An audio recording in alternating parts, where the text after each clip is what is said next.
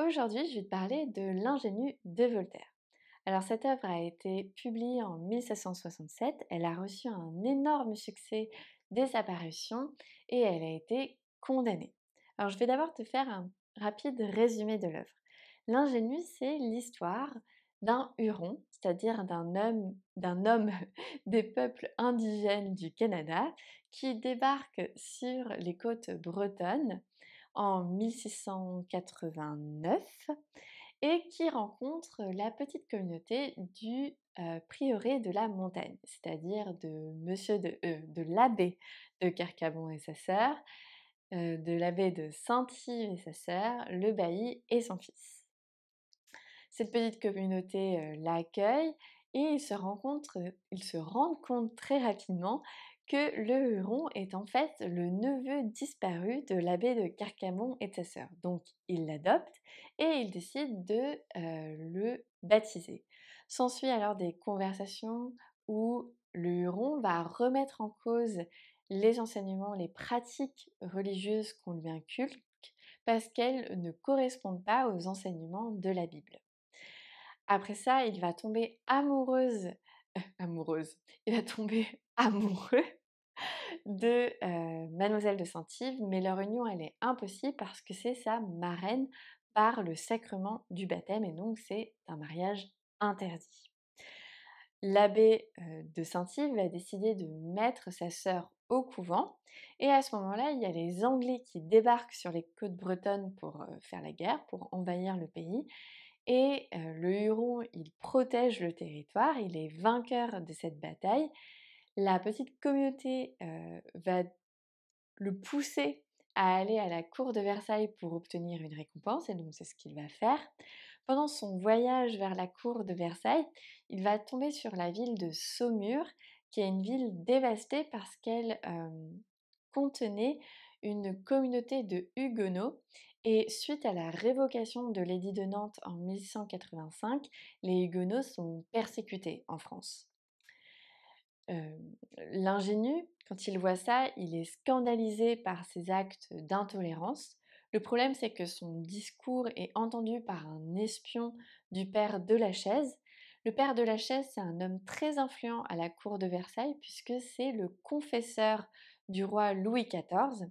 Et quand il apprend le discours, quand il entend de la voix de son espion le discours de l'ingénu, il décide de l'emprisonner puisqu'on le soupçonne d'être un partisan des Huguenots. Si bien que quand l'ingénu il arrive à la cour de Versailles, il est immédiatement emprisonné à la Bastille. Là-bas, il fait la rencontre de Gordon, qui est un vieux janséniste, qui est justement enfermé à la Bastille pour ses idées religieuses. Et ce vieux janséniste va lui apprendre la physique, l'histoire, la littérature et la géographie, et donc va affiner l'esprit du Huron qui va acquérir les connaissances et les bonnes manières qui vont faire de lui un honnête homme. Ces discussions, elles vont permettre aussi au vieux janséniste d'évoluer vers le bien, puisqu'il va remettre en question ses certitudes sur les discours théologiques et sur la nature humaine.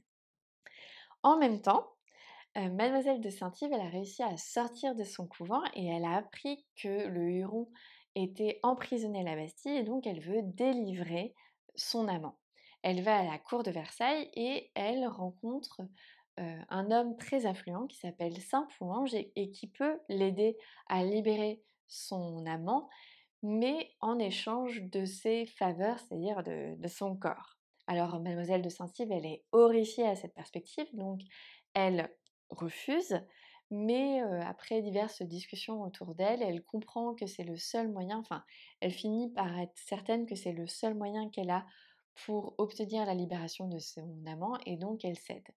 Coup, l'ingénu et Gordon sont libérés. Alors on pourrait croire que c'est la fin de l'histoire et que c'est une fin positive et joyeuse, mais pas du tout parce que Mademoiselle de Saint-Yves, elle est, elle se consume de remords et donc elle meurt à petit feu de cet acte qu'elle voit comme un péché, comme une trahison de son amant, enfin comme si elle avait trahi, la confiance de son amant et donc elle meurt.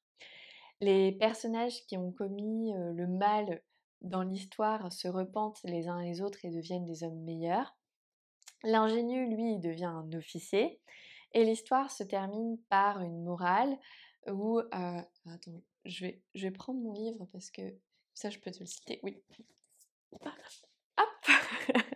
Alors l'histoire se termine par une morale où on dit que Gordon a pris comme devise «Malheur est bon à quelque chose» et le narrateur de l'histoire lui répond en le contredisant: «Combien d'honnêtes gens dans le monde ont pu dire: "Malheur n'est bon à rien"?»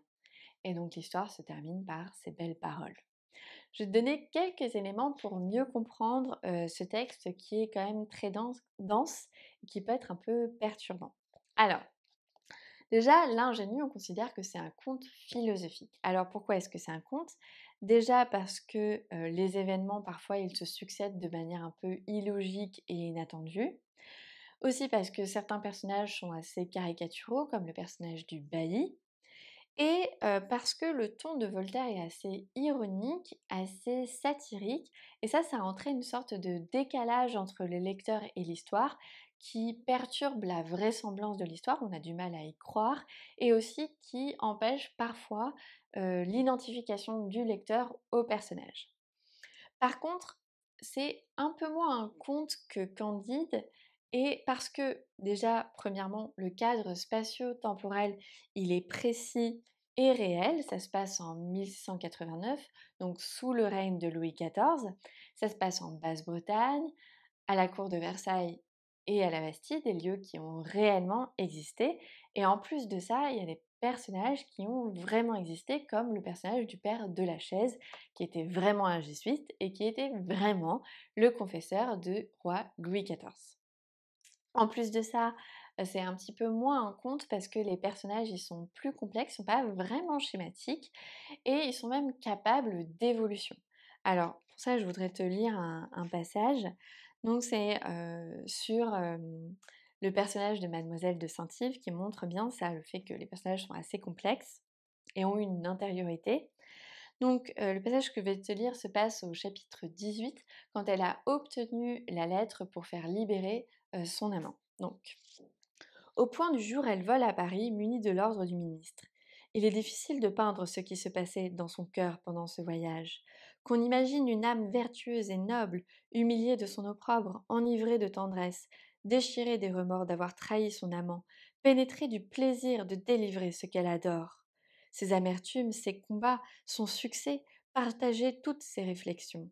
Ce n'était plus cette fille simple dont une éducation provinciale avait rétréci les idées. L'amour et le malheur l'avaient formée. Le sentiment avait fait autant de progrès en elle que la raison en avait fait dans l'esprit de son amant infortuné. Donc là, on explique déjà qu'on a accès aux idées, aux sensations, aux émotions et aux pensées du personnage. Donc le personnage, il a une intériorité.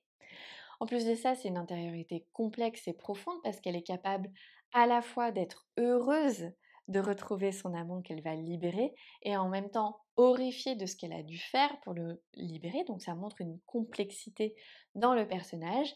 Et en plus de ça, le narrateur, il insiste sur le fait que le personnage, il a beaucoup évolué depuis le début de l'histoire. Alors dans ce passage-là, on a aussi accès à un autre ton qui est utilisé dans le roman, qui n'est pas seulement un ton ironique, mais Voltaire, il s'intéresse aussi aux choses du sensible, aux sentiments dans ce roman, à travers notamment l'histoire d'amour entre le Huron et Mademoiselle de Saint-Yves, ce qui permet au lecteur de s'identifier au personnage et de se sentir ému de ce qui se passe, surtout dans la deuxième partie du conte où on voit Mademoiselle de Saint-Yves qui est complètement éperdue et qui est dévorée par ses remords. Alors, il s'agit aussi d'un conte philosophique et donc il s'agirait de s'intéresser à la philosophie dans ce texte. Donc la philosophie, elle, dans le conte, elle s'exprime par les événements, par la narration des événements, donc c'est une sorte de philosophie en acte, mais aussi par les discours des personnages. Alors, quelle est cette philosophie? faut savoir que Voltaire, sa mission, c'est d'éradiquer, d'écraser le fanatisme et la superstition. Et donc sa cible, son ennemi dans l'ingénu, ce sont les jésuites. Pour lui, les jésuites, ce sont des intrigants qui sont sans morale et qui n'œuvrent que pour leur propre intérêt. Les jésuites, c'est un ordre religieux qui, par sacrement, ont juré obéissance aveugle, c'est-à-dire obéir comme des cadavres, on dit, à leur ordre. Et ça, pour lui, pour Voltaire, c'est une machine à créer, à fabriquer des fanatiques froids et hypocrites qui n'œuvrent que pour le bien, pour les intérêts de leur ordre. Donc sans sentiment humain et sans scrupules, sans morale. Plus de ça, Voltaire, c'est un fervent partisan de la tolérance. C'est pour ça que dans l'ingénu, il se bat contre, il dénonce il dénonce la révocation de l'édit de Nantes et il se met du côté des Huguenots qui sont persécutés, mais aussi de Gordon qui a été emprisonné pour ses idées jansénistes. Donc là, ce que ça montre, c'est que Voltaire, il est pour la tolérance, c'est-à-dire le fait qu'il y ait plusieurs religions acceptées en plus de l'Église officielle. Mais en fait, au-delà de ça, Voltaire, il est contre l'instrumentalisation de la religion pour des luttes de pouvoir humaine. C'est pour ça qu'il est contre les superstitions, qu'il est contre le fanatisme, qu'il est contre les jésuites, qui instrumentalisent la religion à des fins de lutte de pouvoir, de quête de pouvoir. Parce que c'est en maintenant des superstitions qu'on a le pouvoir sur les hommes qui croient à ces superstitions. Et donc en fait, Voltaire, il est surtout contre les religions institutionnalisées. Lui, pour lui, dès qu'une religion devient une institution, eh bien elle devient un enjeu de pouvoir. À cette religion institutionnalisée, il oppose une religion que lui, il voudrait voir advenir, une religion dite naturelle, puisqu'en fait, Voltaire, il n'est pas du tout athée, il est anticlérical, c'est-à-dire qu'il est contre l'Église, mais il croit en un Dieu puissant, créateur et ordonnateur du monde. Mais pour lui, pardon, Dieu, il ne s'occupe pas des affaires humaines. Pour lui, Dieu, il ne se préoccupe pas des peines des hommes, il ne se préoccupe pas ni de les pardonner, ni de leur pardonner, ni de les punir. Il est au-dessus des choses humaines. Alors, comment est-ce qu'il fait pour parvenir à faire entendre ses idées sur la religion et sur les luttes de pouvoir? Eh bien, il utilise son personnage de l'ingénu. L'ingénu, c'est le héros lucide qui va venir remettre en question et remettre en question les institutions et les superstitions et qui va montrer du doigt les contradictions et les absurdités des discours de ses contemporains. Alors, l'ingénu, il appartient à ce mythe du bon sauvage qui existe au XVIIIe siècle dans la littérature. C'est ce mythe de l'homme qui n'a pas été dénaturé par la civilisation, qui est encore très proche de la nature.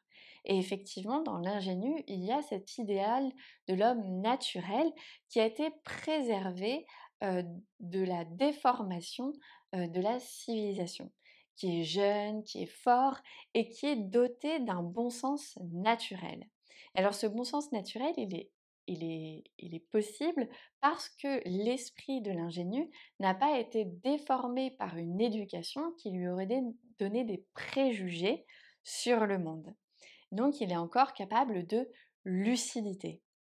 Et il ne faut pas confondre, l'ingénu, il est naïf puisqu'il est un étranger dans ce monde et parfois effectivement il a des comportements très enfantins, mais il n'est pas crédule. Au contraire, L'ingénu, il a ce bon sens inné qui lui permet de remettre en question les choses qu'on essaye de lui inculquer et qui va lui permettre de montrer du doigt les contradictions et les préjugés des autres, justement.